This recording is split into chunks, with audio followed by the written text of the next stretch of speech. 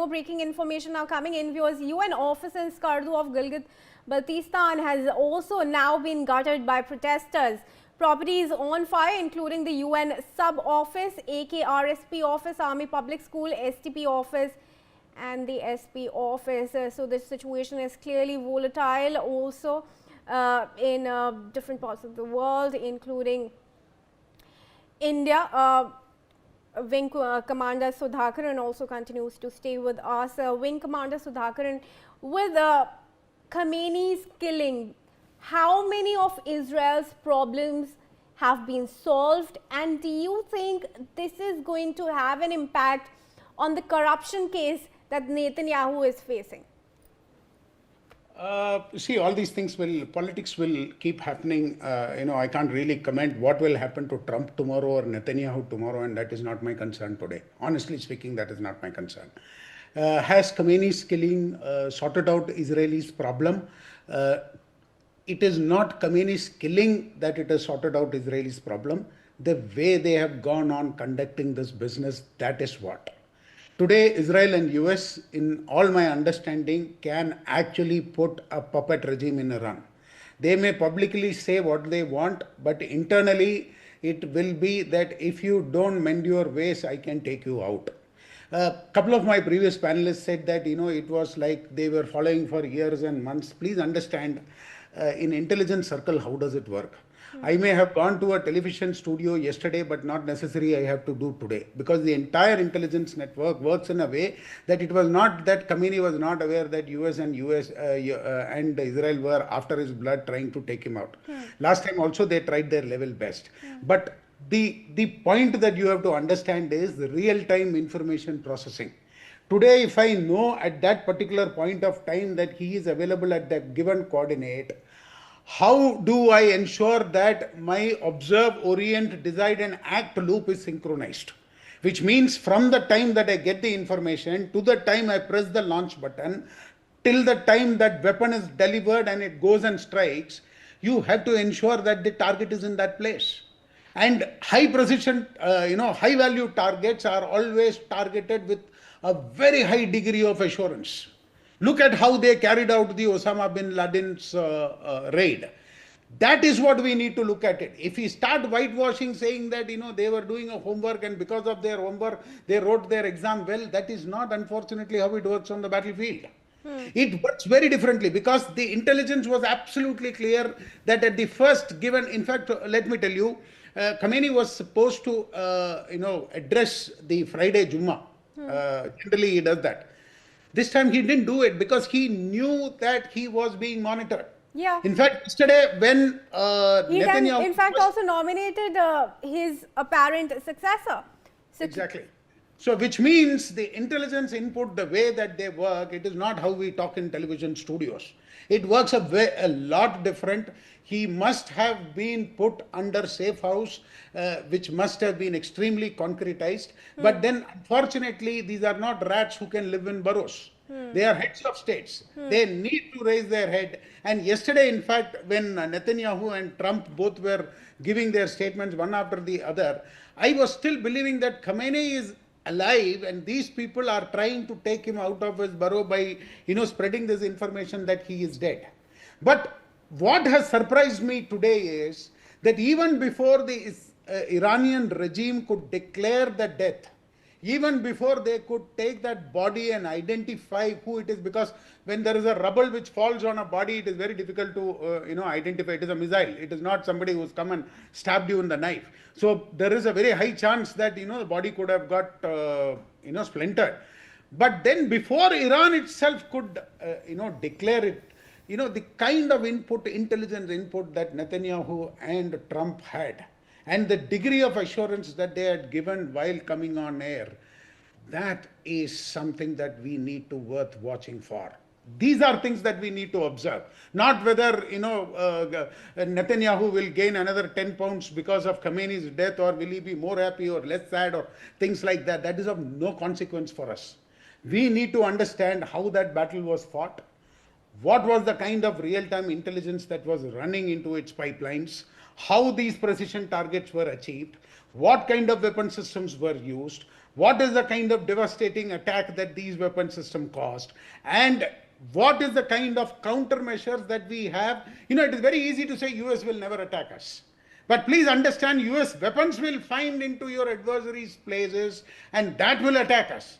And therefore, there is no weapon in a battlefield that, even if it is your own weapon, if I have a weapon in my own, backyard, I will have to prepare a countermeasure for that. That is how warfare is prepared. And to tell you, I will have no qualms in telling that we are still short of that yardstick. We need to work by the hour. I am more concerned for India's future, the future for our leadership, because see, please understand, we are not in very good terms with the rest of the powers and it will never be. Because you are in the top three, the top two will always see that if we allow a bit of leeway for India, it will go to top one. So to keep India at 3 and maybe to push it over to 5 or 10th place, they will do everything possible. The first thing that the United States wants to do in India is, while they may talk very high of Narendra Modi, they want badly a regime change in India. This is not hidden from the world. If that be so, the responsibility is on each citizen to protect our leader. Because it is from the leader that national sovereignty will be in place.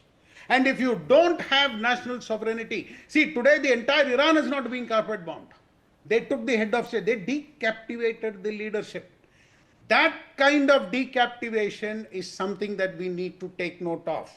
Because neither China nor US or any other power, we can't trust them.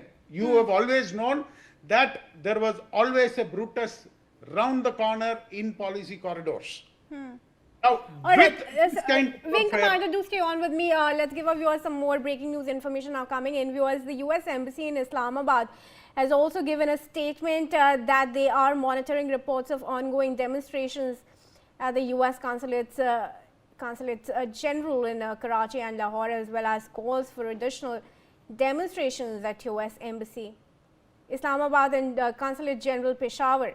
The statement further read, and I quote, "We advise US citizens in Pakistan to monitor local news and observe good personal security practices, including being aware of your surroundings, avoid large crowds, and ensuring your step registration is up to date." Shruti is there with us at this point in time.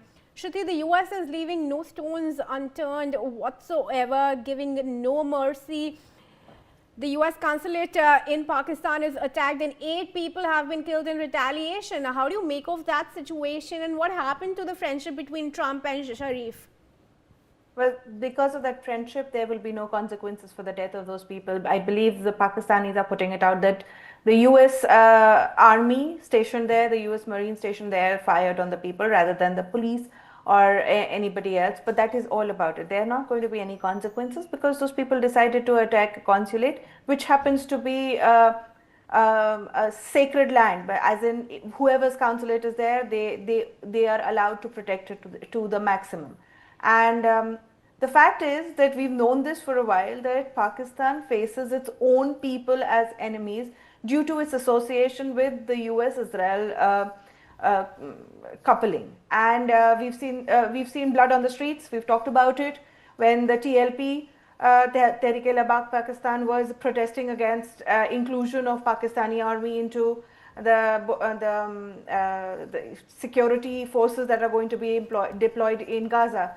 So Pakistan's biggest enemy is right now Pakistani themselves, and USA is in no mood to take on extra damage either to image or to people just because Pakistan is unable to control the elements that its military continues to profess that it controls. So the friendship is exactly that. It's a master-slave contract that has been passed. US protection, US encouragement in return for the military powers of Pakistan to work exactly how they want in case of Afghanistan, in case of Iran, and in the case of Gaza and Hamas. So there is no friendship. It's a deal. It has been signed. These people will stay quiet. There will be no retaliation against US. There will be no criminal cases being launched, or in fact, if you would believe me, there will be other places that will be burning. India is, of course, seeing its own fair share of protests, but I'm sure that the Indian politics is mature enough to understand that they will need to protect Israeli consulate as well as their American friends. So there will be enough security operators being deployed in these places so that such scenes don't come out of India. You can protest, you can grieve, but you cannot attack foreign nationals on Indian soil, damaging India's relations with those particular countries. But Pakistan does not have that kind of maturity. It is a army-run state, and they are going to do this. So there's going to be no consequences for these actions by the Americans. There will be other protests in America themselves against this. There's going to be protests everywhere else, no matter what, whether the nations support Iran or not, whether they support USA or not. There will be skirmishes like this all over the place because there are enough number of people that do believe in Ayatollah Khomeini, that do think that America is the greater devil and Israel is the little devil, as stated by Khomeini, as the former Ayatollah of Iran. All right. So this is Shruti, something